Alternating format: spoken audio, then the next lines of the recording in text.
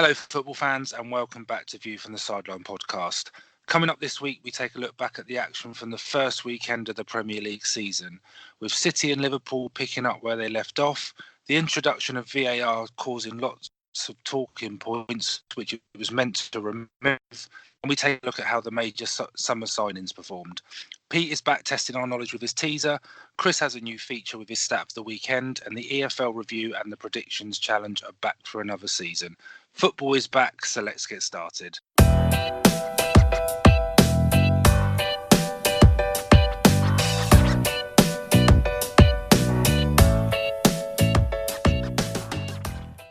Hello everyone and welcome back to View from the Sideline podcast.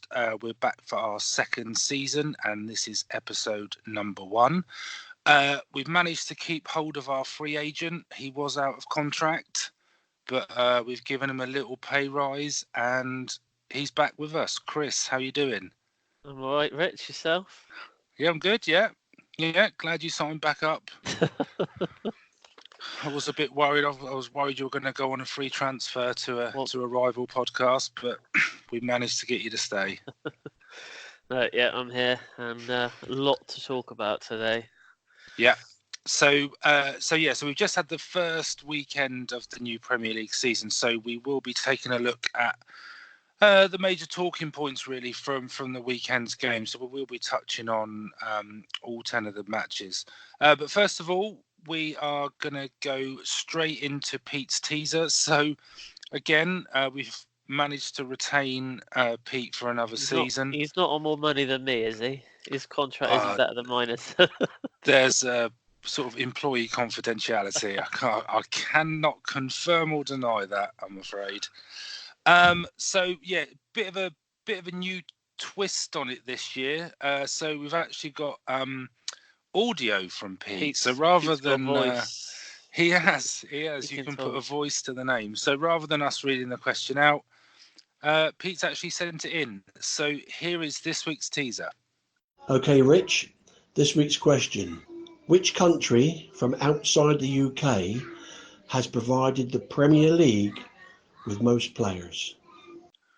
Okay, I didn't expect it to be that tricky. I was kind of hoping that he would ease us in a bit gently this year, but really, considering how many countries many countries there are outside the UK, but I think we can probably whittle it down to a few, but let's wait and see. Well, yeah, we can whittle it down, but whether we'll get it right. Anyway, we'll see. So we'll be having a go at the teaser at the end of today's episode, and if in doubt, we'll have to bring the search engine out and admit defeat. So we'll go into the Premier League review.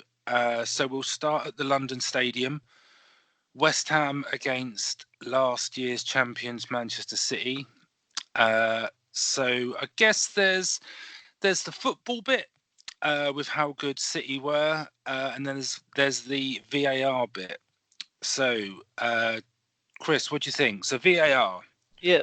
What's your thoughts on it in this game in particular? Well, it served its necessary purpose, I would say. Obviously, there was two big decisions in VAR. The first one, obviously, the disallowed goal, and then obviously the penalty having to be retaken for encroaching. But how many times does encroaching happen when a player is taking a penalty? It happens all the time. It just seems like this could be a weekly occurrence where a team take a penalty and then have to retake it because someone has run into the box. But do you not feel that because it happened on the first weekend of the season, it might actually stop it? Because I'll be honest with you. When I was watching Match of the Day, I thought it had been the decision had been made to retake it because Fabianski was off his line. So that's why I thought it had been ordered to be retaken. So it wasn't sort of until later on that I actually realised it was because of the encroachment. Yeah. But it's because Declan Rice was the one in the area. But I think there was 3 or 4. Yeah, well, he wasn't the only one. But it's because he then touched the ball, isn't it? Yeah. So that's why it was ordered to be retaken. And I think there's been a lot of noise from the fans that, not just on this one, but I think the Sterling offside one was the only one that was shown on the big screen in the actual stadium. I think the others Right. they weren't totally sure, but No, but you can't really go against technology. This is the thing. You can't argue that the decision's wrong because it's not wrong. That's what it's there for. It's to catch these things and stop them from happening. But away from VAR, Man City just really picking up. They didn't waste any time picking up where they left off last season. And Raheem Sterling, it just seems to be getting better and better each. I know we've only seen one game this season, but score a hat trick, that's nothing to feel bad about. But I think with Sterling there was probably about 18 months, 2 years ago when he was missing sitters pretty much every week, wasn't he? And if you look at what he's like now, I mean, I think even after one game, I think he's favourite for the Golden Boot already. I just think he's going to score a bagful this season. I think since Guardiola's gone there, he's definitely suited the style of play that Guardiola plays a lot better than obviously what Pellegrini was before him. But you can't really argue with 5 now. Well, I mean, I thought that from a new signing perspective, I thought Rodri was brilliant. I think he's ready-made for when Fernandinho sort of. I'm not sure if it's a contract thing, but I've read that he's leaving at the end of the season. I don't know if that's definite, but he is ready-made for him. And I thought Kyle Walker had a brilliant game, and I know that they've signed a new right back, so there's probably a bit more pressure on him. But his pace for the first goal was just unreal. He just left the defender for dead. Yeah, I think it's good though for him to have a bit of competition. Cancelo is probably one of the best right backs in the world, so they look good.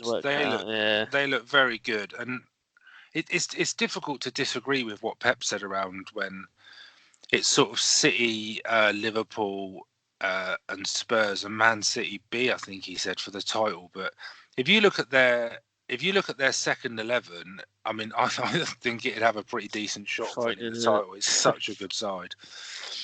Whether their focus will be on a Champions League or not this year, but I still think it will. I think they've we'll come on to Liverpool, but I'm picking City for the title again. Yeah, and that was before that game. Yeah. So off to Anfield. So the Friday night game. So the first game of the season. I guess the major talking point would be the injury to Alisson. I think he's out for 4 to 8 weeks, which is a huge blow for Liverpool. Yeah. So he came off, and luckily they literally just signed a new keeper, didn't they, Adrian? So I don't think he would have expected to be playing this soon. But Liverpool first half were just, they were phenomenal. But I have to say that the new rule where your keeper can pass inside the box, it just wasn't working for Norwich. Every time they did it, they just didn't. Liverpool were just pressing them so high up. Norwich just couldn't get it out, and they were just pumping long balls and losing the ball first half. It's just, they were terrible. Well, really bad. Just on that, Chris, so when I was at Tottenham last week into Milan, I didn't realise that rule would come in. Yeah. And in the first half, the two Spurs centre-backs were on the corner of the 6-yard box. And I was thinking, what are they doing? I don't understand what they're doing. And then sort of Spurs persisted with this short goal kick. But then it's almost like like in a training drill when they're doing the passing inside the little squares with the cones. It's so risky. It is. I'm just boot it up there. Yeah. Yeah. It's almost like it was weird. It was very weird seeing it. And like I said, I didn't realise it was illegal. Yeah, I personally wouldn't like to see it at Chelsea.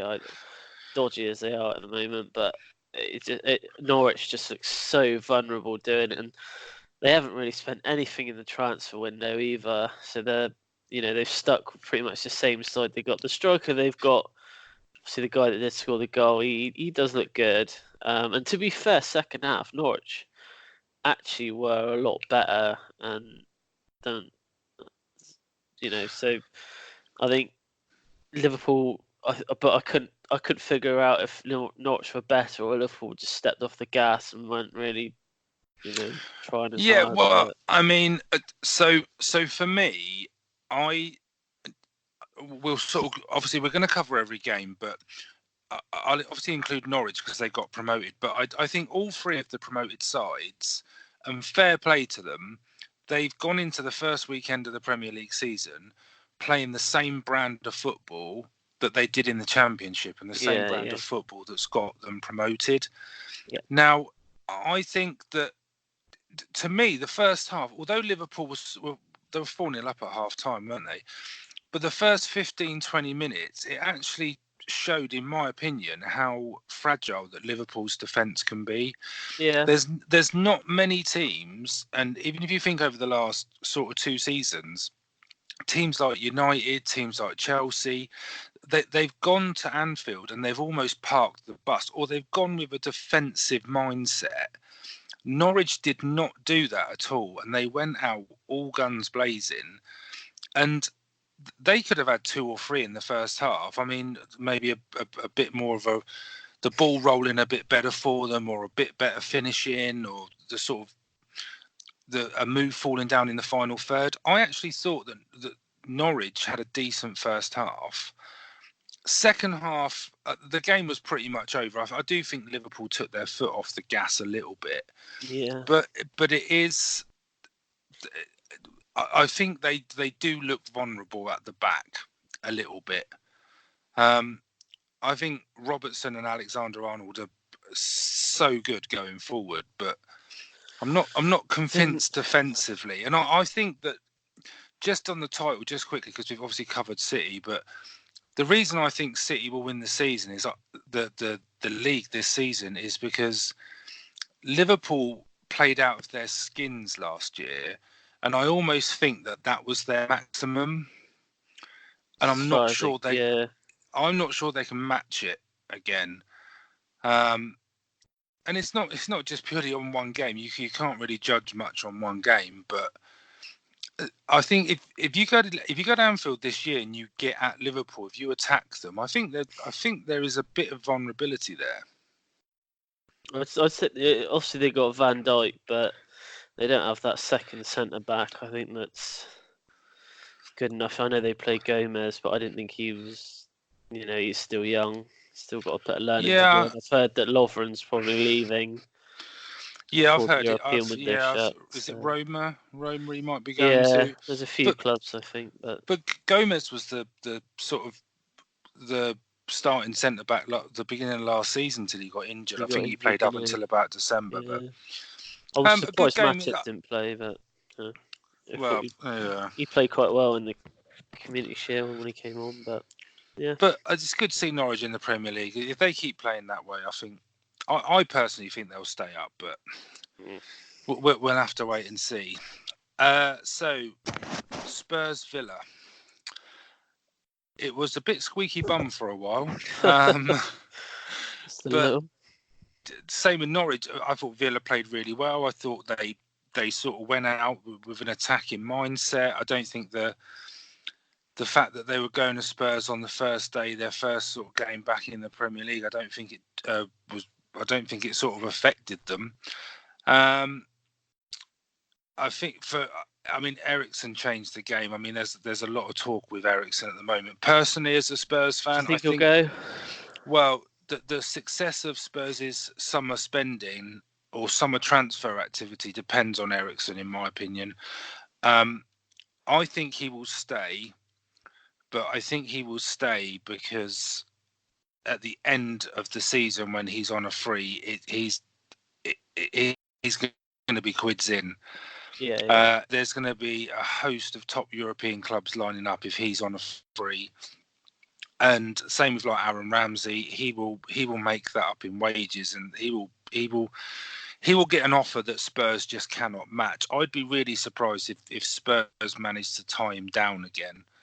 But he changed the game, and I think that if he stays, if the European window shuts and he's still at Spurs, I think it actually gives us a pretty good shot at winning a trophy this year.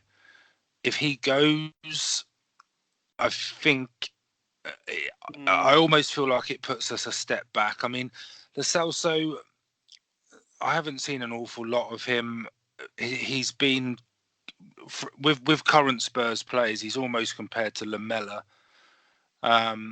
so not necessarily an Eriksen type player.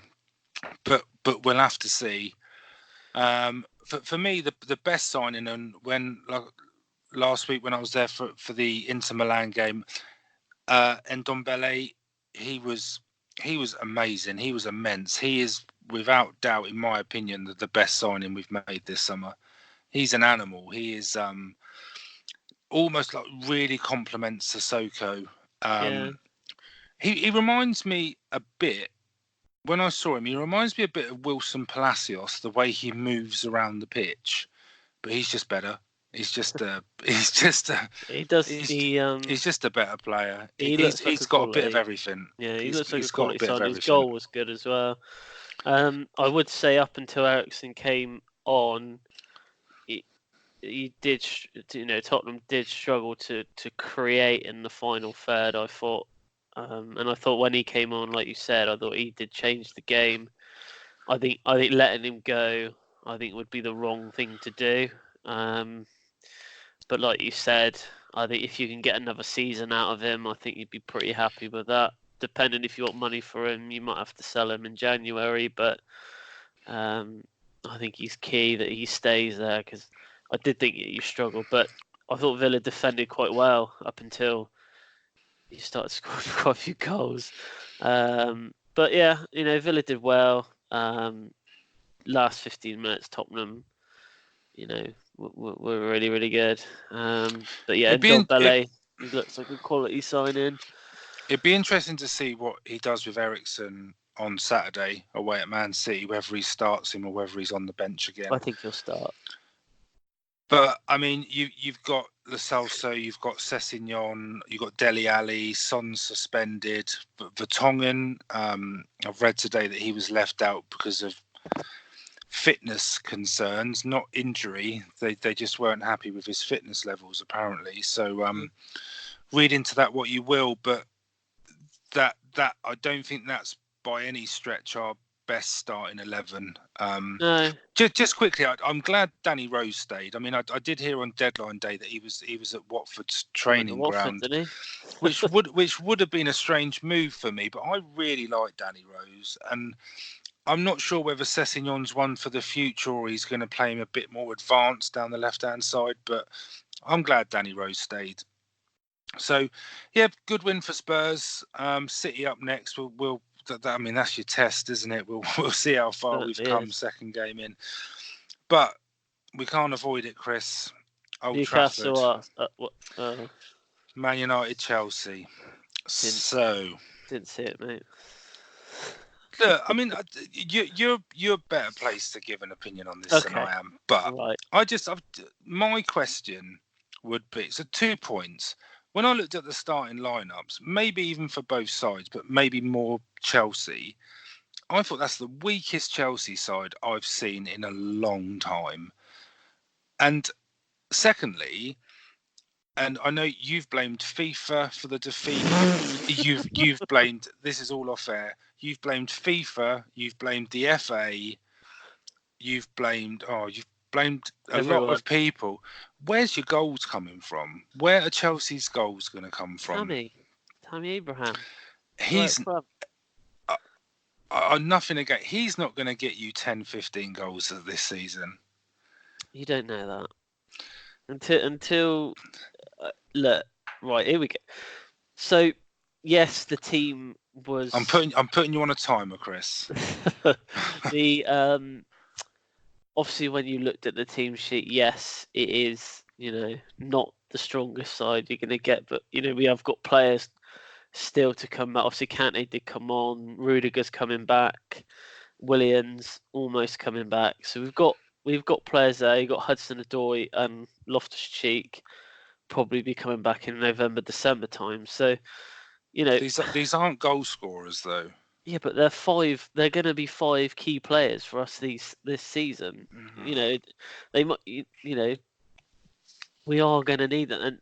And I thought to be fair, I didn't think personally I thought 4-0 was quite flattering for United, to be honest with you, because the first 57, 58 minutes of the game, we were probably the better side. We hit the post twice in the first half. What about Zuma though? I mean, that's a poor challenge for me. That's sort of almost a schoolboy error. But to your point, when you're on top, you're on top of the match. Yeah. You're having the possession. You're having the play. I think by that point you'd hit the post once or twice, or at least once. Yeah. And then he gives away a penalty. No need for VAR there, in my opinion. No, it was a foul. It was silly, And then they hit you on the break. I mean, on Sky after Souness was quite. Well, I thought he was relatively scathing about Aspilicueta, about his defending. I think he blamed him for the second and third and fourth goals. It was 4 mistakes that cost us. They were all mistakes. You can't afford to do that when there's no goals. Yeah, I understand that, but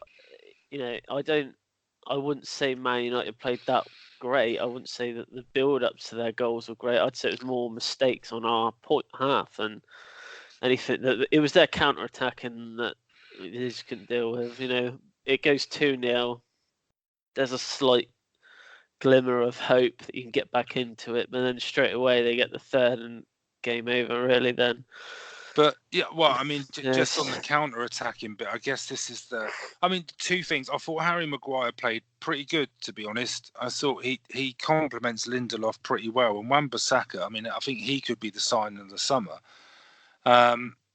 Luke Shaw, jury's probably still out, but Pogba, Pogba's the pivot for me when United are on the counter. When you've got the pace of Martial and Rashford up front, and then the new signing, is it David James, the guy from Swansea whose name James?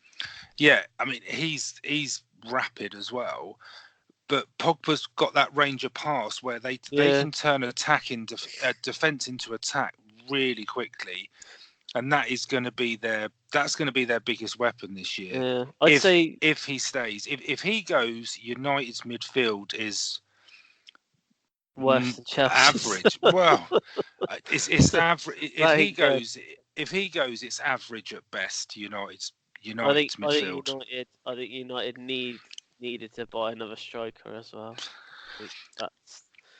They scored 4 past you, Chris. That's a bold statement. Saying that, but they're not going to be able to rely on Rashford. If he gets injured, what are they going to do then? Well, I think that's the case with a lot of teams. If Liverpool lost Salah, Mane, or Firmino for a period of time, they're going to struggle. If Spurs lose Kane, if City lose anyone, they're fine. But we'll move on before you start blaming me for Chelsea's defeat. I think I'm the only one on the list you haven't yet blamed. I blame myself because I missed the first 50 minutes of the match, and as soon as I turned it on, within 5 minutes we were 3-0 down. Wow. I shouldn't bother. I can imagine Lampard on the sideline telling the players that you've tuned in, and then they just switched off. So. St James's Park, Newcastle, Arsenal. No new signings started the game for Arsenal, but they did have some young players in from the start, which I think shows a good move from Emery, really.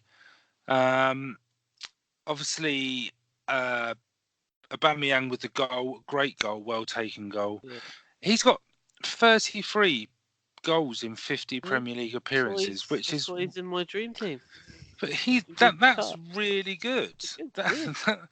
That is really good. Newcastle, couple new signings. I thought they played quite well, Newcastle. I did. I was surprised. We had our first obvious dive of the season as well by Almiron. Yeah. Oh, that was a beaut. That was a beaut, wasn't it? But I was surprised by Newcastle, but in a positive way, because I know you and I had a conversation a week or so ago, and I was umming and ahhing about Newcastle for the drop, and I slowly came away from that idea. Andy Carroll, I think that could end up being a half decent move, but David Luiz, that was a bit left field. David Luiz came from nowhere, really, didn't it?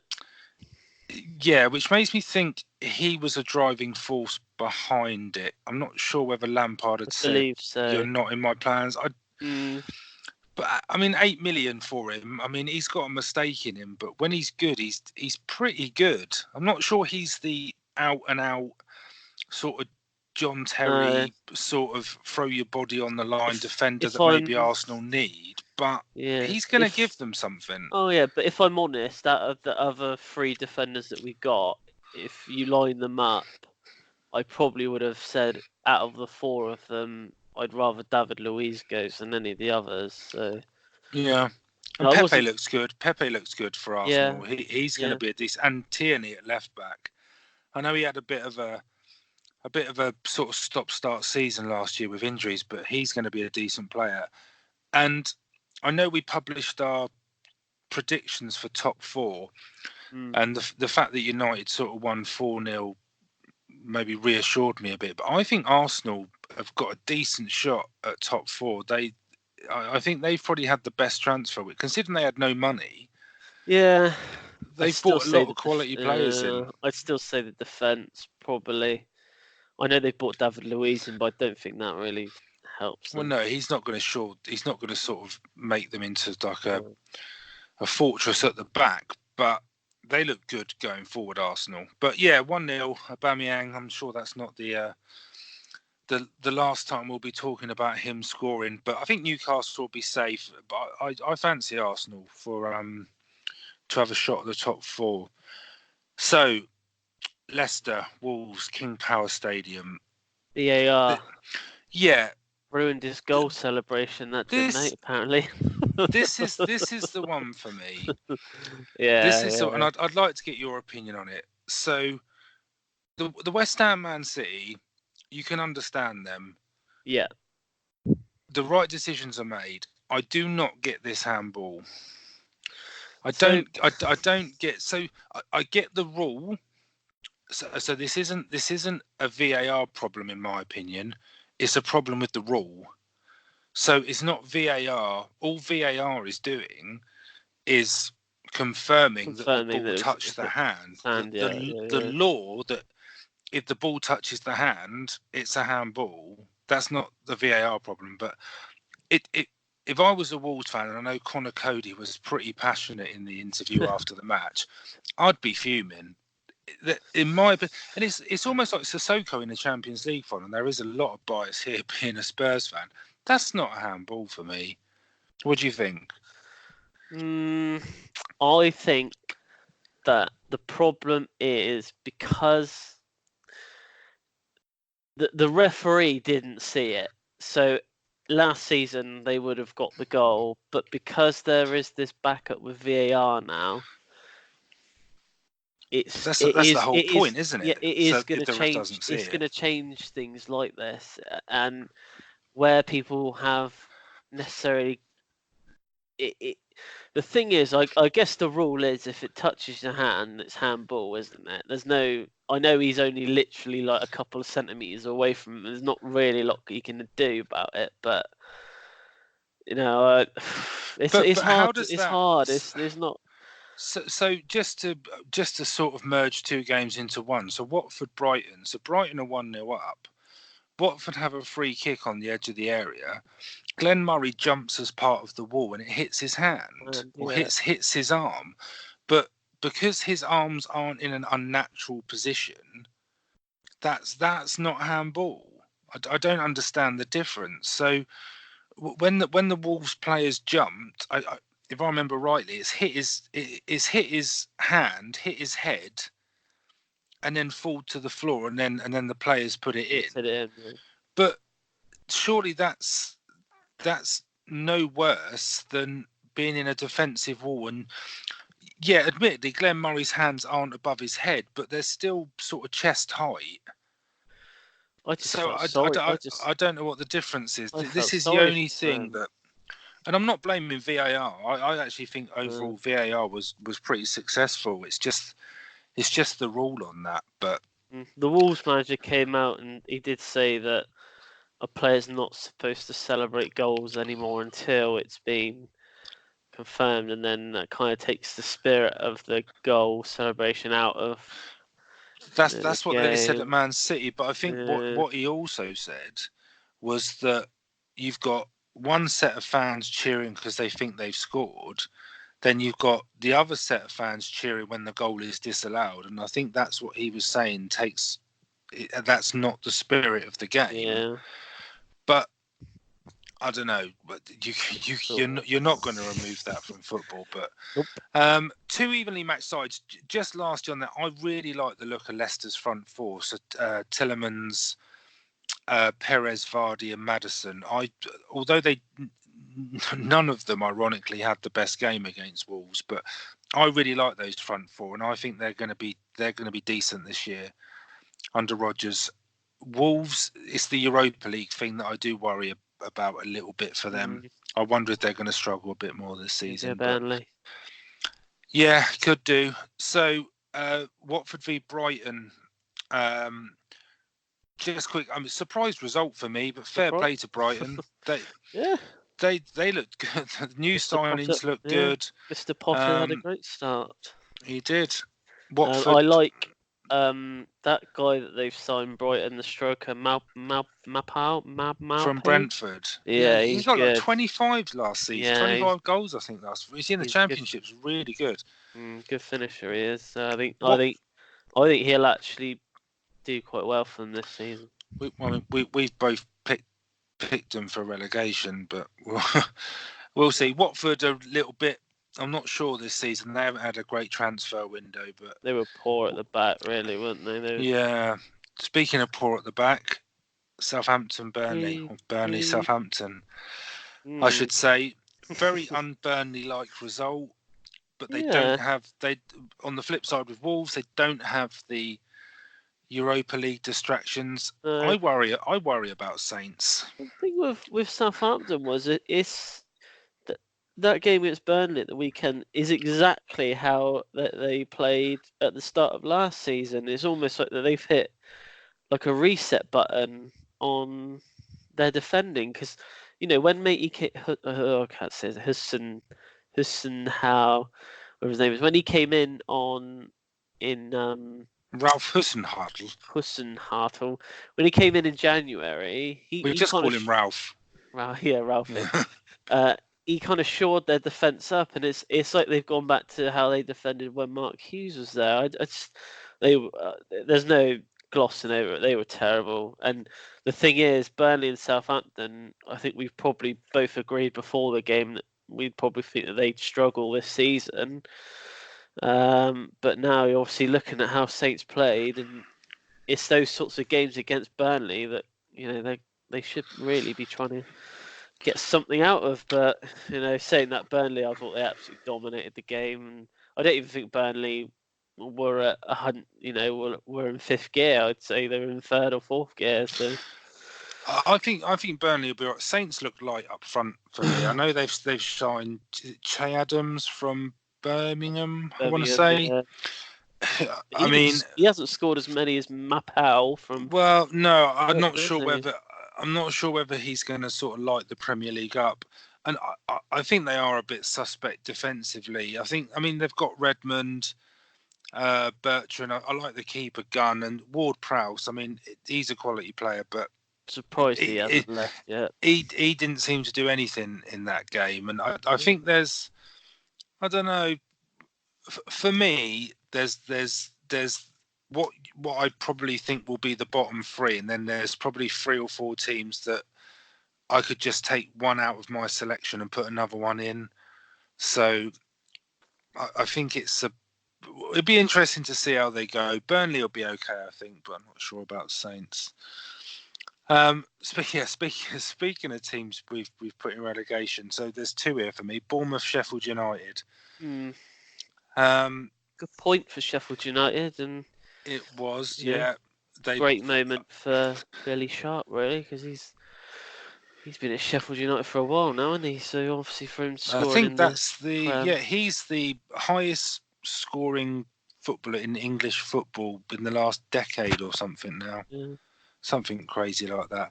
Yeah, I mean, I've picked Bournemouth to go down. I know it's a bit of an out there prediction, but I'm not convinced. I think the players that make them tick are probably a bit inconsistent. I know Callum Wilson signed a new deal, and I know it's the first game of the season, but I was pretty confident Bournemouth should win that, and that's nothing against Sheffield United, because I mean, No, like we've said with Villa and Norwich, they came out all guns blazing. Their fullbacks are pretty high up the pitch. That just sort of tells you the sort of game that they're playing. But point's a point. It's good to get a point on the board first game of the season.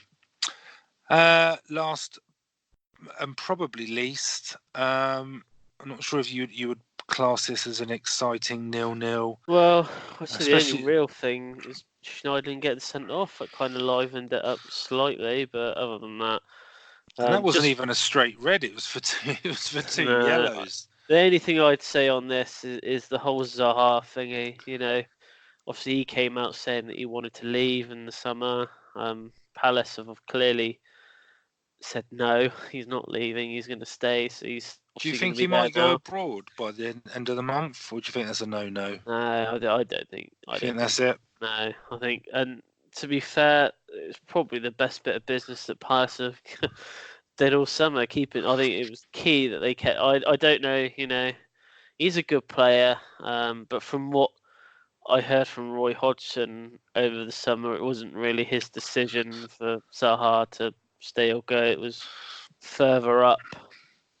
People wanted him. to stay, I think but- when you're talking about your marquee player, I think that's always going to be the case. I think that they are a completely different side without Zaha. I don't think there's any doubt about that.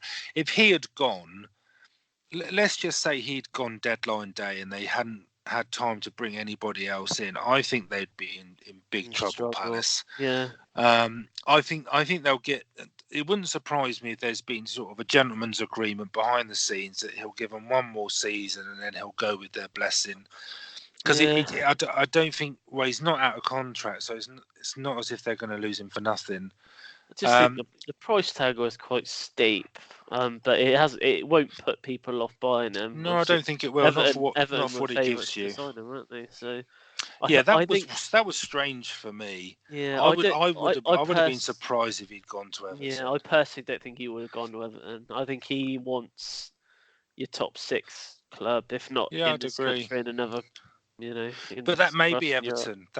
They've spent these two are polar opposites. Everton have spent a lot of money. I really like Moussa Keane from Juventus. I think 35 million, considering they paid like touching 40 for Iwobi from Arsenal. Keane for 35. He's a quality signing. Any Football Manager fans out there will know how good Keane is on the game. So.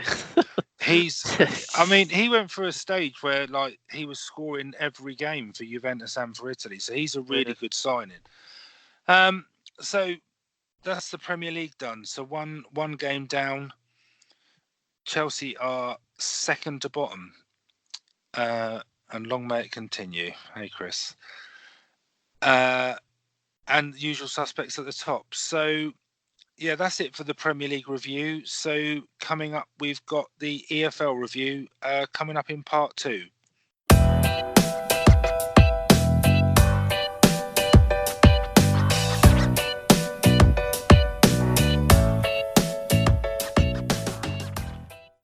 Hello and welcome back to part 2 of View from the Sideline podcast. Coming up in this section, we've got the EFL review.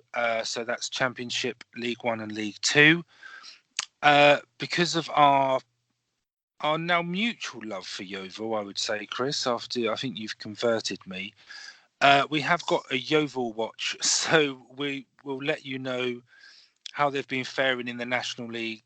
They are actually playing tonight. I think it may just have finished, but Chris will give us an update on Yeovil. We've got just a brief summary of the predictions challenge, because that's back this year. So we're 1 week down. So we've had the results in for that. Then we've got our brand new feature, which is for Chris, which is called... We've named it today. I've named it, actually. Yeah. So Chris is going to give us his stat or stats of the weekend in the Wonder of White section. So he's going to blow our minds with some football statting of the weekend, and then we've got the teaser answers. So I'll pick up the Championship review. So 2 games in. Sheffield Wednesday and Charlton are the early leaders, so both have got a maximum 6 points from their first 2 games. So Charlton obviously coming up from League One last year, so the Sheffield Wednesday start. don't even have a manager, so yeah, he's temporary. I think he must be temporary. Yeah. So Sheffield Wednesday, they beat another promoted side in a Yorkshire derby. They beat Barnsley 2-0. Charlton beat Stoke 2-1. Both games on Saturday, which is a decent result for Charlton. Leeds, QPR, West Brom and Derby, they make up the rest of the top 6. They're all on 4 points. And there's 3 teams at the bottom who are yet to register a point from their first 2 games, with Reading, Stoke and Blackburn currently occupying the relegation places. But this will obviously all change. The Championship, as ever, is going to be hard to predict. I personally fancy Cardiff and Fulham. I think they're pretty well equipped to try and mount a promotion challenge to go back up. And then I think you'll have the usual suspects like Leeds and Derby. So it'll be... I've actually started taking a closer look at Leeds since Spurs signed Jack Clark. So we'll see how they get on. In League One, we've got 3 teams at the top with a 100% record. Blackpool are top. If someone had said that 6 months ago, well, maybe even 3 or 4 months ago, I don't think we would have believed it. But fair play to Blackpool. They've completely turned it around. New owners, high on confidence. They're doing really well. Lincoln are second and Fleetwood are in third. There's 5 other teams who have yet to lose. So you've got Wickham, Rochdale, Ipswich, Oxford and Coventry. They're all on 4 points. Bit of a turnaround for Ipswich. I remember pretty much every week last year in the Championship review we were saying they lost. Did you say they won? No, I don't think we did. So yes, a good change in fortune for Ipswich fans. At the bottom, I think there's going to be a bit of a theme as we sort of go through this season and on the podcast, because we've obviously got Bury and Bolton at the bottom. I don't think it matters what football team you support. You never want to see clubs in the position that those two are in at the moment, especially with the money that's being thrown around sort of at the top level of English and sort of European football. I know Bury, they've sorted it out, haven't they? They're allowed to play their next fixture. I think they have, but I mean they haven't fulfilled either of the first 2 fixtures, but I think they've been postponed, so they haven't been abandoned or anything. I think they will be played. And Bolton at the weekend, I mean, their average age of the squad, their matchday squad was 19, which is pretty crazy, really. You can't win anything with kids. Well, exactly. So Bury are still on the automatic 12-point deduction, so they haven't moved. Bolton, after that point against Coventry at the weekend, are on -11. There's 5 other teams who are yet to pick up a point from the first 2 games. So, I mean, even that, Bolton, the 4 victories behind to start with, so it's going to be difficult. There's sort of, again, with the Championship, usual suspects for me in this one. So Pompey, Sunderland will be there or thereabouts, and I think Ipswich probably will be. And I like the look of Lincoln. I think what they've done in sort of cup runs over the last couple of seasons and getting promotion, I think they'll do pretty well this year. So, Chris, you want to take us through League 2 and then Yeovil Watch? Yes. So League 2. So only two teams. So only 2 games played for obviously each team so far. And Plymouth, Swindon, and Exeter are the only teams who have won both their games in the league. And they're all pretty Southernly teams as well, which is good to see. Plymouth and Exeter both won 1-0 at the weekend, and Swindon beat Carlisle 3-2. Forest Green, Grimsby, and Walsall are the other 3 undefeated sides. They're all on 4 points. All 3 teams actually drew 1-1 at the weekend. Newly relegated Scunthorpe are bottom. They've lost both their games, and they suffered a heavy defeat to Cheltenham at the weekend by 4-1. And only the 2 other sides who've yet to register a point are Stevenage and Oldham. So yeah, so far, Plymouth. I fancy Plymouth in that league.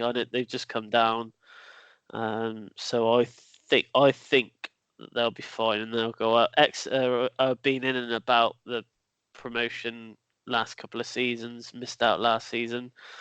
So yeah, and Yeovil Watch. Yeah, I was just checking their score.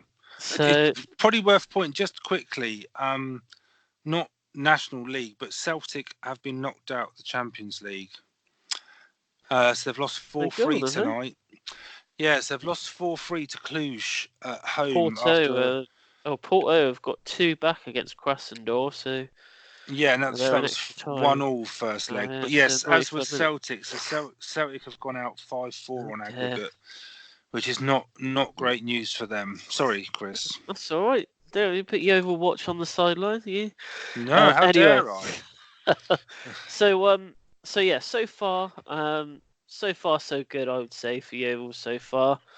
Obviously, massive changes in the summer. The ownership part of it's still not sorted out, although apparently it is coming. So, yep. So they've already played 3 games, but now they've played 4 games because they played this evening. They beat Ebbsfleet this evening by 3-1. Yay! So yes, but Ebbsfleet actually haven't won a game this season, so it's probably one of the easy games they're going to get. You can only beat what's put in front of you. Exactly. Don't dole down the 3-1 victory. So they started off the season against Barnet. That ended in a 1-0 defeat. And then a good win against Eastleigh last Tuesday, followed by a 1-1 home draw against Stockport at the weekend. Stockport scoring quite late in that one. They were 12th, but they've moved up into the playoffs now. So, yeah, going up. Football League, here we come. Yeah, but a long season ahead for all them. But positive. Yeah, a good start. I think. I agree. A lot were worried that they'd, slip up, and they have signed some good players for that league as well. So they're well equipped. But dropping out the Football League's never an easy thing. So I think they've got off to a pretty positive start. But we will keep And on Saturday they're playing Barrow, and they're on TV on BT Sport on Saturday. You wouldn't get that in League 2. So you would not. There you go. Look. You would not. I'd encourage everybody to watch. But we'll be keeping a close eye on Yeovil. So every week we'll be giving an update, because they're kind of we've almost adopted them, I would say. Well, I've lived here for. There you go. Yeah, so I've been converted. Richard's moving to Somerset. Just before we go on to predictions, obviously it's the first round of the EFL Cup tonight, so I'm just going to give you some selected results. So Wimbledon MK Dons tonight. I didn't realise that, but MK Dons have just gone through on penalties. So they've beaten Blackpool on penalties. So they have a decent start to the season, Macclesfield. Coventry have gone through 4-1 against Exeter. Ipswich, who were just bigging them up, but they've fallen to a 3-1 defeat to Luton. Huddersfield are out. So Huddersfield are out after losing 1-0 at home to Lincoln, which I think is probably a bit of an upset. Plymouth, Chris, 2-0 winners over Leyton Orient. QPR have just beaten Bristol City on penalties. Leeds 3-0 winners over Salford. Bolton, they fell to a 5-2 defeat against Rochdale. Millwall 2-1 up against West Brom deep into stoppage time, so it looks like West Brom may be heading out. But I think Charlie Austin scored for them tonight. Derby have beaten Scunthorpe and Stoke have beaten Wigan. They're probably the sort of main matches. So we move on to predictions. So last year's winner Jamie was our first guest this week. Almost like it's a bit like the Charity Shield, isn't it? He's sort of like you paraded the trophy before the prediction. Yeah, you win it, and then you sort of come back for the first go the next season. So we have slightly changed it, and I think it's worked out pretty well, really, because we got scores that we never had last week. So Chris won, so he got 19 points. I was second with 15, and Jamie was third with 11. Obviously, as the season goes on, mine and Chris's scores become averages, so doesn't really mean a lot at the moment. But Jamie did scoop the 5-point bonus from the golden goal match, which was good. So the first goal to be scored out of the 6 matches. I don't think 11 is going to be enough to. Well, you don't know. Who have we got this week? I don't think it will be. Who's doing Lewis. It this week? Lewis. But I did just if Lewis does beat Jamie, that would be the first time in like 30 odd rounds that someone's actually beaten him, because he was top Jamie's for so long last year. He hasn't lost. He's come up against everyone.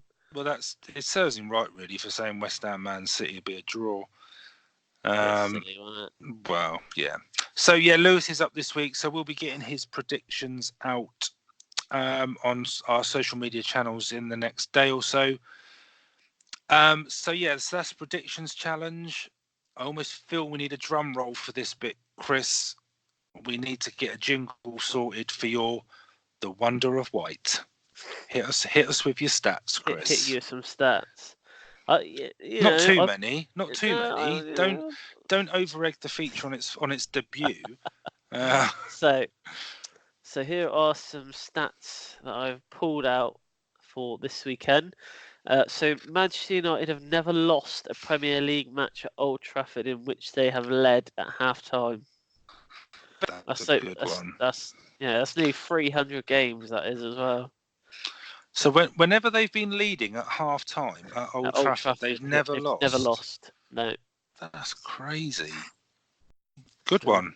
This is a good feature, Chris. Javi Garcia is the first Watford manager in 7 seasons to end one season and still be in charge at the start of the next. I can't take credit for that one. That was you that gave me that. That's just no. This is the Wonder of White. That's a mad stat. Yeah, that's crazy. But fair play to him. Yeah. Jack Grealish's losing streak sits at 19 straight Premier League games. He's doing well. Ouch. Yeah. Who does that remind you of? Gareth Bale. I think he went at least early 20s with Spurs, where he was not on the winning side in the Premier League. He turned out all right. Don't start Grealish. That would be my. It's because he wears those silly socks. Oh no, but yeah, he looks cool though. He looks cool. Really?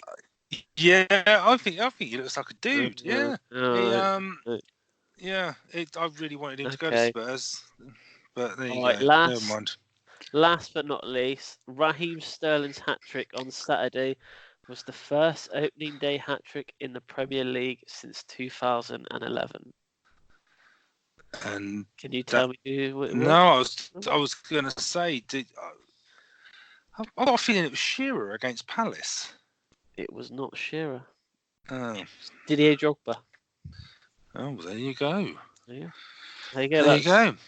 They are. I'm all statted out now. Chris, that was some quality stats there. Thank you. And a feature I think we'll keep. So you better get researching for next week. Don't worry, there'll be plenty more next week. We are truly we're spoiling our listeners. Yeah. Right. Okay. So teaser answer. I just literally, I can't get Brazil out of my head, but ain't Brazil. Well, I just my process of deduction, because I have been thinking about this while you've been talking. I have also been listening to you. Is I don't think you can rule out any of the other home nations. Because if I think of any player that's played in a national team for like Scotland, Ireland, Wales, or Northern Ireland over the last sort of 15 odd years, apart from the odd few, they've probably all been Premier League players. But France is got to be a big one, because Arsenal have just kept in the 2000s. Arsenal that's a single-handedly brought in how many Chelsea have as well. They've been quite heavy on French. Yeah. United, Barthez, Blanc. It's difficult. Okay, so right. So this year we are putting a timer on it. Otherwise, it would just be almost silence with Chris and I just thinking. So I'm going to narrow mine down to the home nations, Spain and France. So there's my 6. Are you adding any more to that, or are you happy with that? And then we're just going to have to take a punt from there, because I don't know. I don't know the answer. I'm saying France. You're saying France? Yeah. Okay. As your stats were so good, I'm going to let you pull rank on this one. I would have gone Scotland, but I will let you have France. Are you on the Google? Yes. France was second. France is second? Yeah. Who's first? Espanyol. Is it really? So Spain, yes, because the question was outside of the UK. Oh, yeah. That'll teach me for not listening. Holland is third, Belgium 4th, and Republic of Ireland was 5th. So yeah, Brazil. There's been more players than in Argentina than Brazil. Senegal, they're up there. Well, it's El Hadj Diouf. That's one.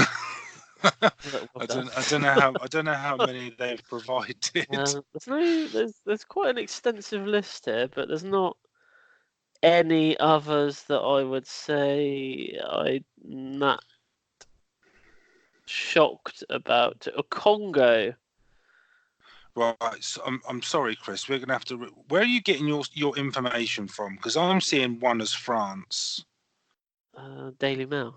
2 as Scotland. Oh, we've got conflicting information here. The Irish Independent are reporting that it's France.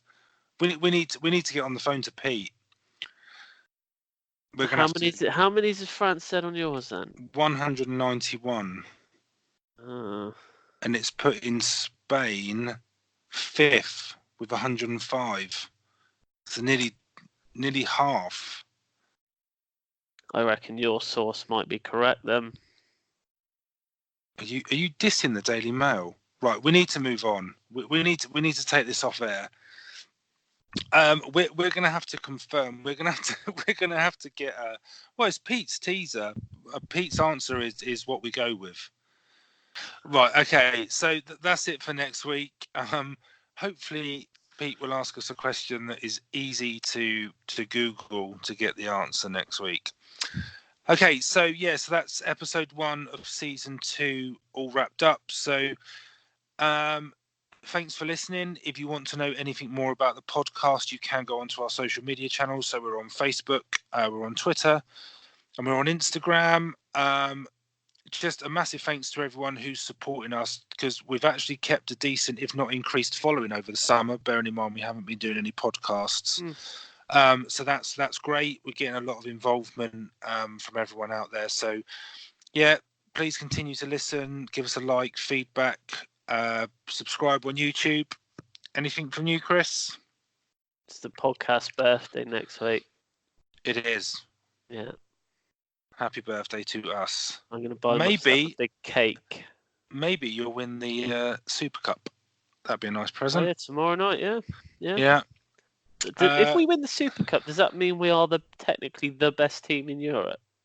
I'm going to take it. I'm going to take it that it means that. No, yeah, I'm happy with that. I don't think you'll win. But anyway, Liverpool will be the best team in Europe. Right, okay, that's it from us this week. See you later. We'll speak to you next week. Bye-bye.